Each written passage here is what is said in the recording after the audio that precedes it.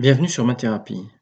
Dans le cadre du chapitre relatif au calcul d'intégrale définie, nous allons aborder maintenant, à la suite de la définition de l'intégrale de Riemann, les propriétés de l'intégrale définie.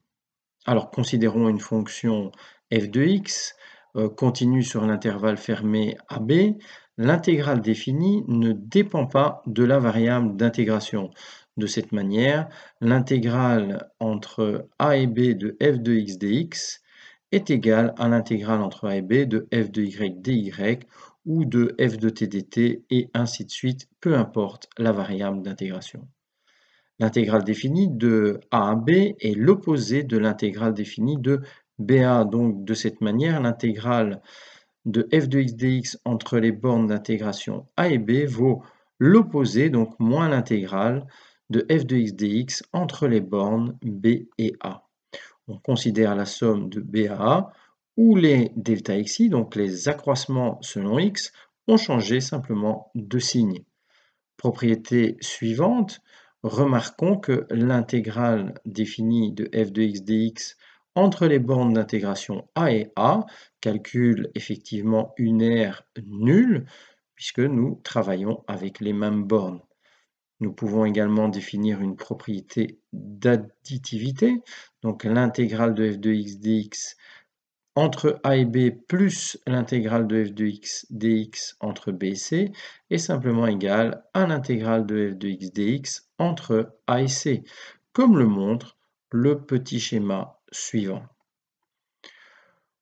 Remarque, si la fonction f est négative, l'aire située entre la courbe et l'axe OX est donnée par l'opposé de l'intégrale de a à b f de x dx, ou en se servant de la propriété B, où on peut simplement intervertir les bornes d'intégration et calculer cette intégrale entre les bornes B et A, comme le montre le schéma ci-dessous.